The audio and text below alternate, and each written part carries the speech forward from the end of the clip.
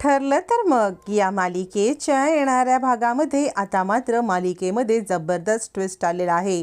अनपेक्षितपणे प्रतिमाला घरी घेऊन येत सायलीने सगळ्यांना खूप मोठा धक्का दिलेला आहे।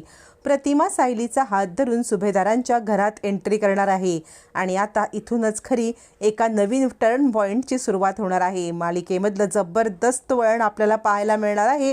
स्वतः सायली आता प्रतिमाला कशी शोधणार, प्रतिमाला घेऊन सुभेदारांच्या घरात येऊन किल्लेदारांना समोरासमोर कशी आता ती फॅमिली एकत्र येणार आणि आता सायलीच्या या सगळ्या पराक्रमामुळे पूर्णाजीला दोन मोठे साक्षात्कार कसे होणार आहेत ते आपण या व्हिडिओमध्ये पाहणार आहोत, त्यामुळे व्हिडिओ शेवटपर्यंत नक्कीच पहा। आता मात्र नवरात्रीची धामधूम असते। घरामध्ये सगळीकडे आनंदाचं वातावरण असलं तरी सुद्धा पूर्णाजीचा चेहरा मात्र पडलेला असतो। पूर्णाजी उदास असते आणि विचार करत असते, काय होणार आहे काहीच कळत नाहीये। प्रतिमा माझ्या स्वप्नात आली होती, प्रतिमा मला कोणत्या गोष्टीचा जाब विचारते आहे आणि जर मला प्रतिमाला तिच्या सगळ्या गोष्टींचं उत्तर द्यायचं आहे किंवा प्रतिमाला तिच्या मुलीला न्याय मिळवून द्यायचा आहे तर मी काय करू। अर्जुन तर सायलीला सोडायला तयार नाही आहे। सायली ज्या वेळेला ॲक्सिडेंटमध्ये बेशुद्ध होती तेव्हाचीच त्याची अवस्था बघितलं असता तो कदापिही सायलीला सोडायला तयार होणार नाही हे मात्र नक्की। त्यामुळे मला आता काहीतरी विचार करायलाच पाहिजे असा पूर्णाजी विचार करते आणि आता कशा पद्धतीने सायलीला अर्जुनच्या आयुष्यातून दूर करून तन्वीला इकडे आणायचं हा तिला अशक्यप्राय विचार वाटत असतो।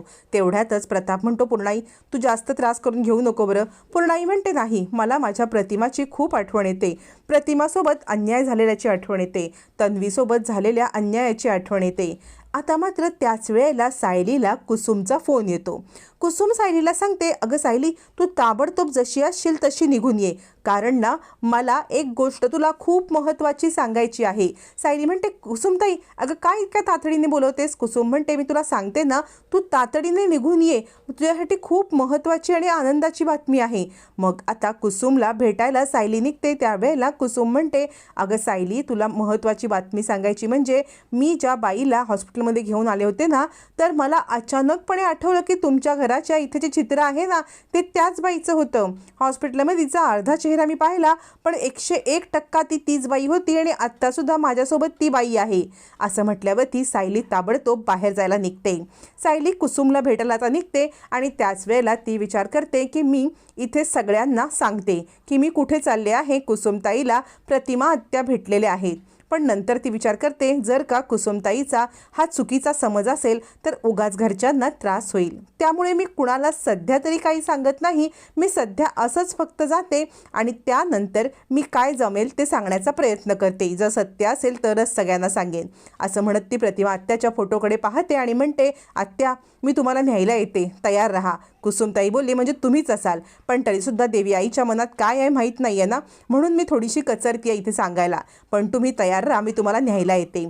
असं म्हणत सायली फोटोकडे पाहते आणि तडक तिकडून कुसुमला भेटायला जायला निघते। निघताना सायलीच्या मनामध्ये असंख्य विचार असतात। त्या प्रतिमा आत्या असतील तर त्या माझ्यासोबत येतील का आणि त्यांची स्मृती असेल का, त्या माझ्यासोबत यायला तयार होतील का, त्या कुणासोबत राहत आहेत, त्यांनी जर प्रतिमातांना अडवण्याचा प्रयत्न केला तर नाही, माझ्या मनातले हे निगेटिव्ह विचार मला काढून टाकले पाहिजेत आणि ताबडतोब प्रतिमा त्यांना आणायला गेलं पाहिजे।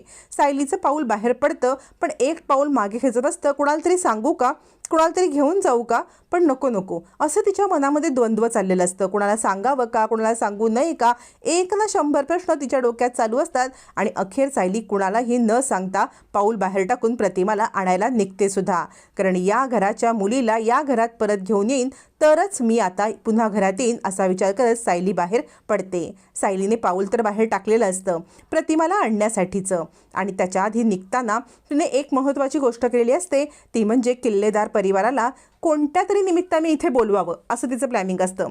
म्हणजे आपण सांगायचं नाही की प्रतिमा आत्याला आपण आणायला चाललोय, पण किल्लेदारांना इकडे बोलवायचं। मग काय कारण असायचं बरं, तर मग आता नवरात्रीच्या पाया पडण्यासाठी पूजेसाठी बोलवावं असा विचार करून ती कल्पनाला फोन करायला सांगते आणि त्यांना बोलवायला सांगते। मग आता सगळा किल्लेदार परिवार इकडे सुभेदारांच्या घरी आलेला असतो।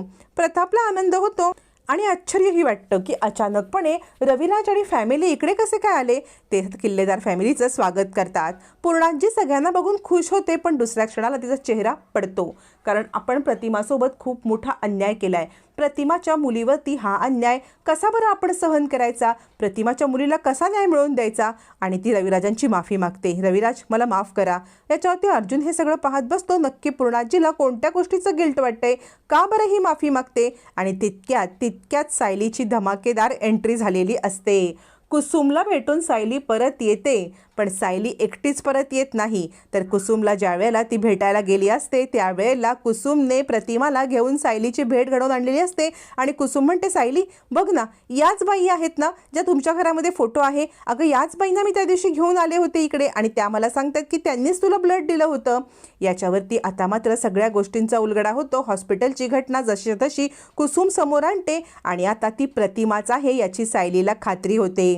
आता सायली सांगते, कुसुमताई मी ना प्रतिमा आत्यांना घेऊन आता घरी जाते, आपण ना या संदर्भात नंतर बोलूया. याच्यावरती आता प्रतिमा सायलीला ओळखत नसते आणि ती खुणेनेच मला कुठे घेऊन चाललेस. त्यावरती सायली म्हणते, तुमच्या हक्काच्या घरी. पण प्रतिमा यायला तयार नसते, कारण प्रतिमाला काही आठवत नसतं. तिची स्मृती गेलेली असते, तिची वाचा गेलेली असते, तिच्या तोंडाच्या एका साईडला पूर्ण भाजलेलं असतं. फक्त तोंड नाही तर तिच्या पूर्ण एका अंगाला भाजलेलं असतं. त्यामुळे सतत ती ओढणी आणि फुल ड्रेस घालत असते. त्यावरती सायली तिला म्हणते, आत्या तुम्हाला आठवत नसेल पण तुमची एक फॅमिली आहे, 2 फॅमिली आहेत जी तुमची आतुरतेने वाट पाहतायत. चला आत्या माझ्यासोबत चला. असं म्हणत प्रतिमाचा हात धरत सायली तिला आता सुभेदारांच्या घरात घेऊन येते. सुभेदारांच्या घरात आल्यावर ती सगळ्यात पहिलं ती प्रतिमाला फोटो दाखवते आणि म्हणते, हे बघा तुमचा फोटो बघा. याच्यावरती प्रतिमा तो फोटो पाहतच बसते. सायली सांगते, बघा आत्या हा तुमचा फोटो आहे, यात तुम्ही आहात. आता मात्र इकडे पूर्णाजी हे दृश्य पाहते, रविराज हे दृश्य पाहतात. आपण चमत्कार पाहतोय की काय. सगळ्यांनाच आश्चर्याचा धक्का बसतो. पूर्णाजी फक्त आनंदाने नाचणंच बाकी असतं. पूर्णाजी माझी प्रतिमा आली, माझी प्रतिमा आली. आणि सायलीने तिला आणलं म्हटल्यावरती इकडे सगळ्यांचा आनंद द्विगुणित होतो. कल्पना म्हणते, खरंच हीच माझी सून. म्हणजे या घरामध्ये आनंद आणण्यासाठी सायलीशिवाय दुसरी कोणतीही मुलगी या घरची सून बनूच शकत नाही. पूर्णाजी म्हणते, प्रतिमा. सायलीने खूप मोठं काम केलेलं असतं. रविराज आता हक्काबक्का होऊन पाहत बसतात, पण प्रियाची वाचा गेलेली असते. प्रताप म्हणतो, सायली अगं तू हिला कुठून आणलंस. पहिल्यांदा प्रतापने सायलीचं नाव तोंडावरती घेतलेलं असतं. रविराज सायलीसमोर हात जोडून उभे राहतात. काय हे चमत्कार, त्यांना तर काही कळतच नसतं आणि ते सायलीपुढे नतमस्तक होतात. सायली सांगते, अजूनही त्यांची अवस्था बिकट आहे, त्यांना काही आठवत नाहीये, आपण कुणी फोर्स नको करूया. प्रतिमा मात्र सायलीच्या आड लपत असते, ती कुणाशी बोलत नसते. आणि ती आता फोटोकडे एकटक पाहते आणि ती सांगत असते, ती छोटी मुलगी तू आहेस का, ती छोटी मुलगी तू आहेस का, असा हाताने इशारा करत असते. आता मात्र प्रतिमाने पहिल्याच झटक्यामध्ये सायलीलाच आपली मुलगी मानलेला आहे. आणि आता किल्लेदारांच्या घरामध्ये आता धूमधडाक्यात प्रतिमाची एंट्री झालेली आहे. सुभेदार किल्लेदार खुश आहेत, पण प्रतिमा मात्र सायलीचा हात सोडायला तयार नाही आहे. तिचाच हात धरून ती सुभेदारांच्या घरात वावरते आहे. जरी प्रतिमा परत आली असली तरी ती फक्त सायलीला आपलं मानते, बाकी कुणालाच नाही. अनपेक्षितपणे प्रतिमाला घरी येऊन सायलीने सगळ्यांनाच मोठा धक्का दिलेला असतो.